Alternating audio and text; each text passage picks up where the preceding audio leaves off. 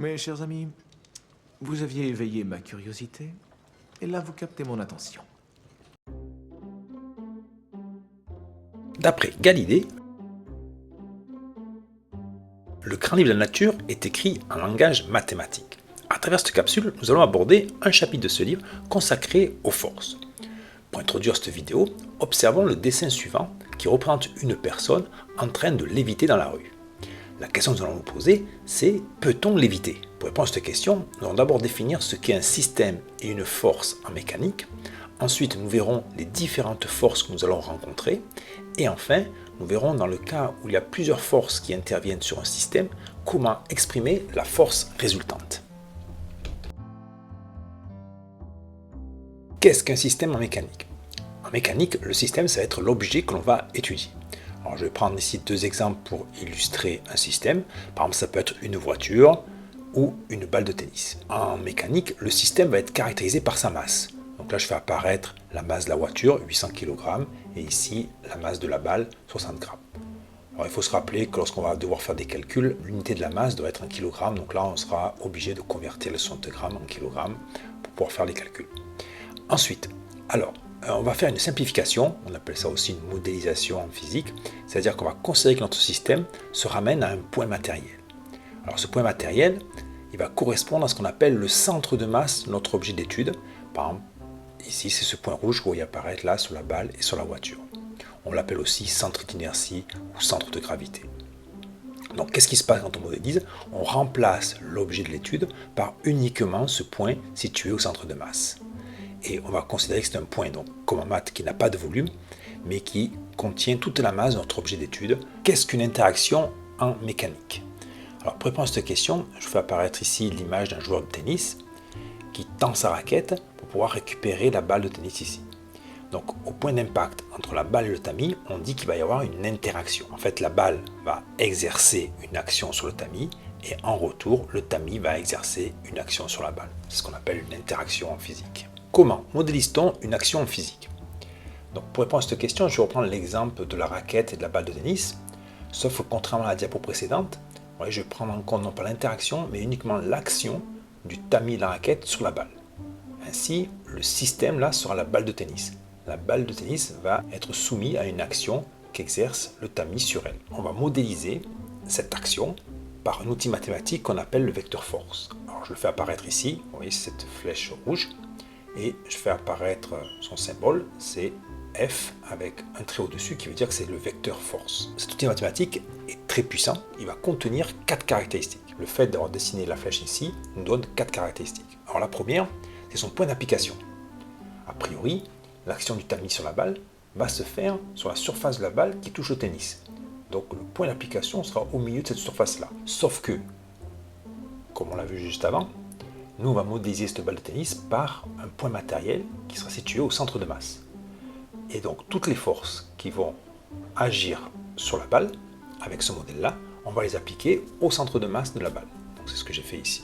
Donc, le point d'application, vous verrez par la suite, ce ne sera pas un souci, parce que toutes les forces, on va toujours les appliquer au centre de masse. Ensuite, la direction. La direction va être donnée, vous voyez, par le trait rouge ici. Donc là, on peut dire que la direction est horizontale. Et le sens, lui, va préciser si c'est de gauche vers la droite ou de droite vers la gauche. Donc, vous voyez, l'embout de la flèche nous dit que c'est de la droite vers la gauche.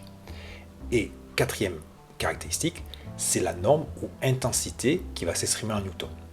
Alors cette norme indique si la force est plus ou moins intense et visuellement elle doit être proportionnelle à la longueur de la flèche. Plus la flèche sera longue, plus la norme ou l'intensité sera grande. Comment est-ce qu'on nomme cette norme ou intensité?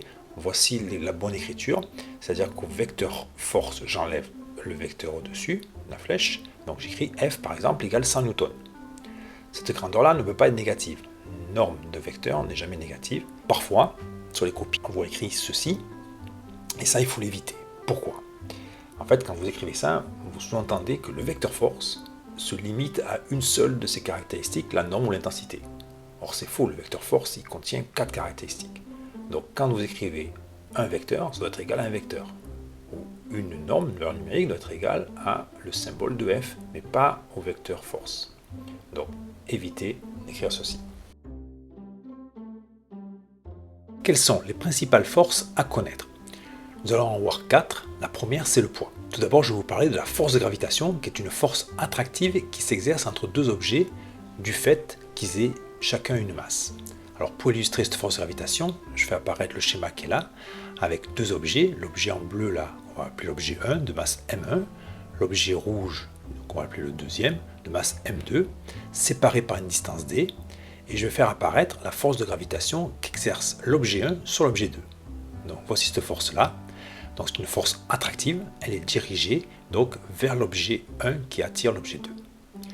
Là, je vous exprime la norme de cette force-là. Donc c'est G, la constante de gravitation universelle, que multiplie le produit des masses, que divise la distance au carré. Alors on peut faire un petit commentaire, vous voyez, plus les masses seront grandes, plus cette force sera grande, et plus les objets seront proches, plus la force sera grande. Alors là, je vais vous faire parler des unités, donc les masses c'est toujours en kilogrammes en physique, la distance en mètres, et la force en newton. Et G, donc ce qu'on appelle la constante de gravitation universelle, elle vaut 6,67 puissance moins 11 newton fois mètre carré divisé par kilogramme au carré. Alors cette constante, elle est relativement faible, vous voyez 10 moins 11 là. Ceci implique que pour que cette force soit significative, il va falloir que les masses là soient relativement grandes. Ainsi, sur Terre, la seule force de gravitation que l'on peut ressentir, qui est significative, c'est le poids des objets à la surface de la Terre. Pourquoi ? Parce que ce poids, c'est le fait que la Terre, qui a une grosse masse, va exercer sur tous les autres objets qui sont à sa surface cette force de gravitation. Si je prends deux objets, par exemple deux personnes, elles vont être attirées l'une par l'autre par cette force de gravitation, mais cette force sera insignifiante, pas significative. Le poids, on va le noter P majuscule, et retenez donc que c'est la force de gravitation sur Terre. Pour illustrer ce point, je vous fais apparaître ici un schéma avec une personne, on va dire qu'elle est à la surface de la Terre, et elle va subir donc son poids. Donc je le fais apparaître ici, et je vais donner ses caractéristiques. La première, c'est le point d'application. Vous verrez que ça va être la seule force qu'on va voir ainsi, c'est ce qu'on appelle une force à distance. Parce qu'en fait, c'est la force que la Terre exerce sur la personne. Vous voyez, il n'y a pas de contact, c'est une force à distance. Et cette force, même si on n'applique pas le modèle du poids matériel, elle va toujours s'appliquer au centre de masse de la personne. Deuxième caractéristique, c'est la direction verticale, donc dirigée vers le centre de la Terre. Son sens, c'est vers le bas. Donc, comme on l'a vu là, c'est attractif. La direction et le sens, surtout la direction, va définir ce qu'on appelle la verticale sur Terre. Lorsqu'un maçon construit un mur, il veut savoir si son mur est bien vertical. Pour cela, il utilise un fil à plomb. Et vous voyez que l'objet, donc le plomb ici, de par son poids, va tendre la ficelle qui va donner la direction verticale à la surface de la Terre. Et l'intensité, alors pour calculer l'intensité du poids, on applique simplement cette relation-là, m fois g. Alors si on le compare avec la force de gravitation qu'on avait exprimée ici, vous voyez en fait dans ce petit g là qu'on appelle l'intensité du champ de pesanteur sur Terre, en fait ça correspond, vous voyez, à ce g fois m sur d au carré, en considérant que m2 là serait la masse de la personne, m1 la masse de la Terre, et d la distance qui sépare la personne de la Terre, donc dit autrement le rayon de la Terre. Donc ce petit g là, en fait c'est égal à grand G fois m1 la masse de la Terre sur le rayon de la Terre au carré. Donc là je vous fais parler des unités, où G s'exprime en newton par kilogramme, et sur la Terre il vaut environ 9,8 newton par kilogramme. Deuxième force, la réaction normale du support. Alors il s'agit d'une force que la surface va exercer sur un objet en contact avec elle pour l'empêcher de passer à travers. Un exemple, vous avez une balle de tennis qui repose sur une table. La balle de tennis va être soumise à son poids, donc vertical descendant, appliqué au centre de masse. La table, elle, va empêcher donc la balle de la traverser, donc va donc générer cette force-là qui va s'opposer au poids. Alors maintenant, on va donner les caractéristiques de cette force-là. Alors tout d'abord, sous sa symbolisation, vous voyez R, c'est la première lettre de réaction, et N en indice, ça veut dire c'est la première lettre de normale. Première caractéristique, le point d'application. Alors contrairement au poids, qui est une force à distance, Rn est une force de contact. Donc le point d'application, c'est le point ou la surface qui est au contact entre la balle et la table. Mais comme on utilise le modèle du point matériel, nous allons appliquer la force au niveau du centre de masse. Ensuite la direction, donc elle va être normale au support. Dit autrement, perpendiculaire au support, normale et perpendiculaire, ce sont des synonymes. Le sens, c'est vers l'objet. Alors vers l'objet, parce que vous voyez, si je me place là, ouais, c'est dirigé vers l'objet, au niveau du contact, c'est vers l'objet. Et ensuite, nous l'intensité.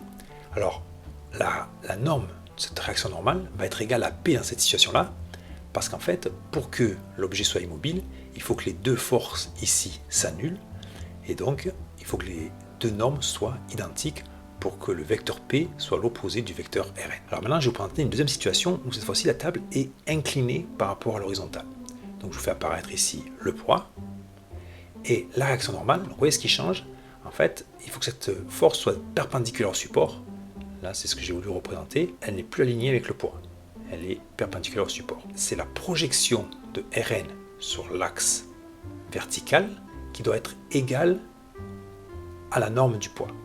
Donc ainsi, Rn, sa norme, elle, sera plus grande que la norme du poids. Troisième force, les frottements. Alors les frottements, ce sont des forces de résistance qui s'opposent au mouvement du système. On va en distinguer deux. Tout d'abord le frottement fluide.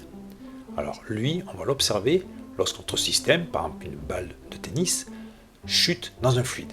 Alors le fluide, ça peut être de l'eau, de l'air, le plus courant c'est de l'air. Et donc là, vous voyez, j'ai fait apparaître non pas un vecteur force, mais un vecteur vitesse qui donne le mouvement de la balle, donc dirigé du haut vers le bas. Alors pourquoi la balle chute? C'est parce qu'elle est soumise à son poids, donc c'est elle qui fait que la balle a un mouvement du haut vers le bas. Le déplacement du système, donc ici de la balle dans le fluide, va générer une force de frottement que je fais apparaître ici, F minuscule. Alors quelles sont les caractéristiques de cette force? Alors c'est une force de contact, mais comme j'utilise le modèle du poids matériel, je l'applique au centre de masse de l'objet. La direction, c'est toujours celle du vecteur vitesse, et le sens, c'est toujours opposé à V. Et l'intensité de cette force-là va dépendre de la forme de l'objet, la nature du fluide, mais surtout de la vitesse avec laquelle l'objet se déplace dans le fluide. Plus cette vitesse sera grande, plus l'intensité de F sera grande. Et lorsque la vitesse devient nulle, la force de frottement fluide disparaît. C'est pour ça que cette force de frottement est aussi une réaction au mouvement. Ce n'est pas une force qui apparaît comme le poids. Deuxième type de frottement, ce qu'on appelle les frottements solides, ou on peut les appeler aussi réactions tangentielles. Donc là, je reprends l'exemple de ma balle de tennis sur un plan incliné, une planche inclinée par rapport à l'horizontale. Je fais apparaître ici le sens du mouvement, donc le vecteur vitesse, sauf que là, je vais considérer que la balle ne roule pas, mais glisse sur le plan incliné.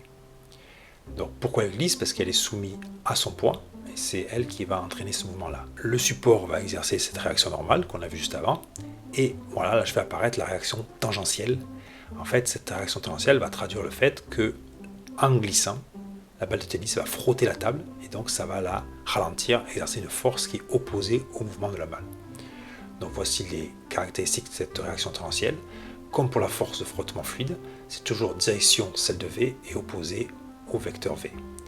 Par contre, l'intensité, elle, va être indépendante de la vitesse, elle va dépendre de la surface de contact entre l'objet et la planche, et la nature des deux objets, s'ils peuvent bien glisser entre eux ou si au contraire ils vont bien frotter. Cette réaction tangentielle aussi explique le fait qu'une balle peut être en équilibre même sur une planche inclinée.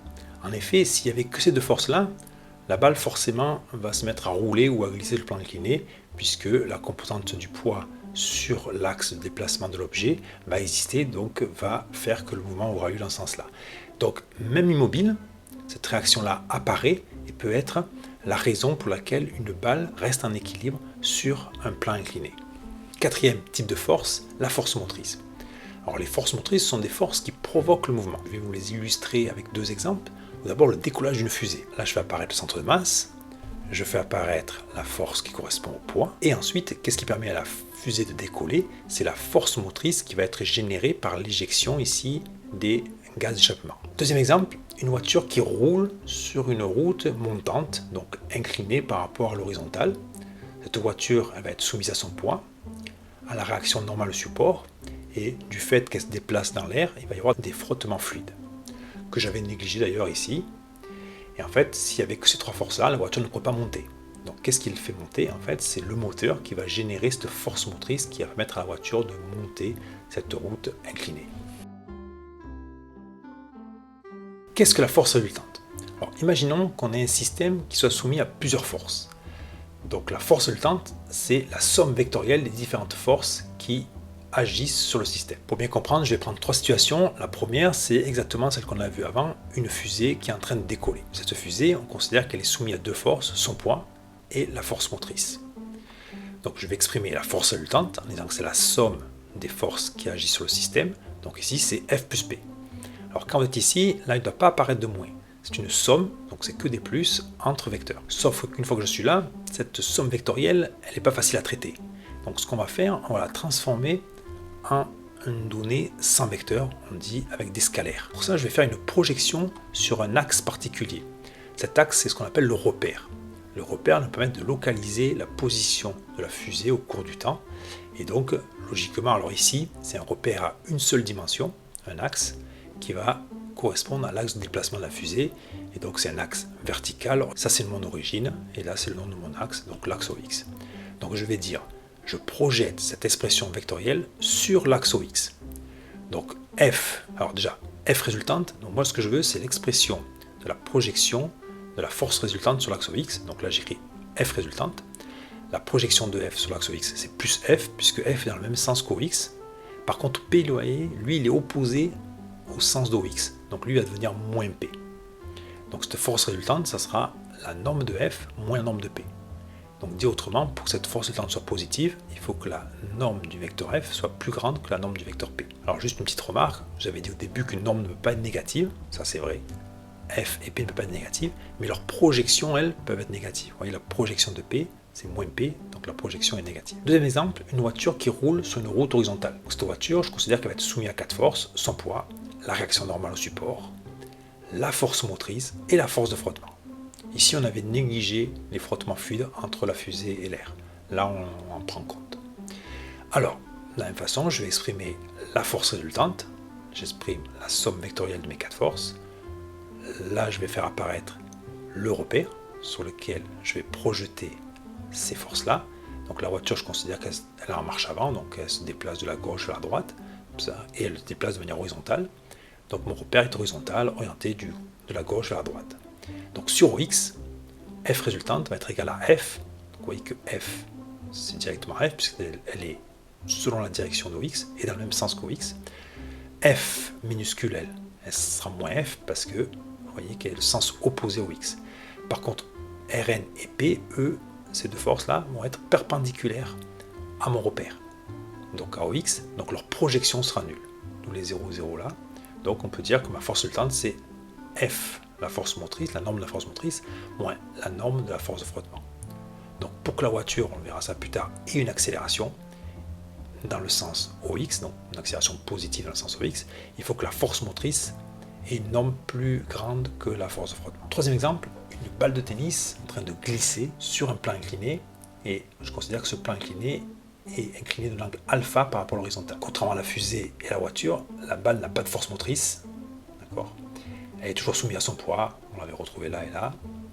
La réaction normale, perpendiculaire au support, et là donc on a une réaction tangentielle ou frottement solide, c'est pour ça que la balle, on va considérer qu'elle glisse et non pas qu'elle roule, donc il y aura un frottement solide entre la balle et le support. Pareil, je vais écrire la force résultante, qui est la somme des forces, donc je retrouve les 3 forces ici.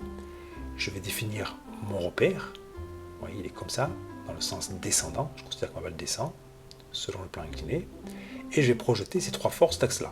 Donc là, il va apparaître une petite complexification, puisqu'en fait, jusqu'à maintenant, on avait des forces soit qui étaient selon l'axe OX, soit perpendiculaires au X, et là, oui, le poids, lui, il est ni perpendiculaire, ni sur l'axe OX. Je vais être obligé d'appliquer de la trigonométrie pour calculer la projection de P sur l'axe OX. Comment est-ce qu'on procède? Ici, on a un triangle rectangle, vous voyez, l'angle droit est ici.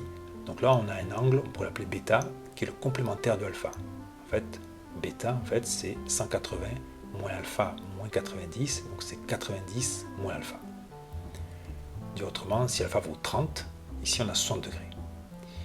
Mais je retrouve ces angles-là dans ce triangle rectangle ici, puisque là, ce bêta-là, s'il est là, là je retrouve mon angle alpha. Et ici, mon angle droit. Donc en fait, ce petit trait vert que je fais apparaître ici, c'est la projection de P sur l'axe OX. Et d'après la trigonométrie, c'est P sinus alpha, puisque là, on a le côté opposé. Et donc, tout le monde se rappelle que sinus alpha, c'est côté opposé sur hypoténuse. Donc, on a bien, ça c'est bien P sinus alpha. Donc ainsi, ma projection va donner F résultante égale P sinus alpha plus 0, puisque la réaction normale elle est perpendiculaire au X, moins RT, puisque RT est selon la direction de X, mais de sens opposé au X, d'où le moins qui est là. Donc au final, ma force résultante, ça va être P sinus alpha moins RT. Pour conclure, revenons à la question qu'on s'était posée lors de l'introduction, et qui était la suivante, peut-on l'éviter? Alors c'est évident que la réponse est non. Alors comment cette personne fait-elle pour rester ainsi dans cette position?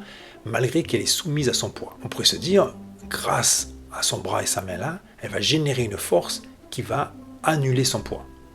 Alors si elle arrivait à faire ça, elle serait très forte et elle fatiguerait rapidement, elle ne pourrait pas tenir des heures entières dans cette position-là.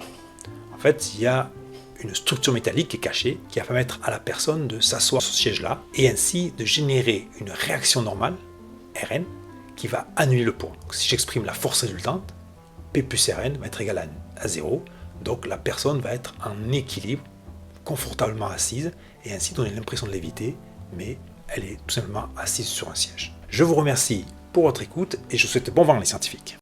Une dernière chose, docteur. Quoi encore? Il est de coutume ici dans le Sud, lorsqu'on vient de conclure un accord, que les deux parties se serrent la main.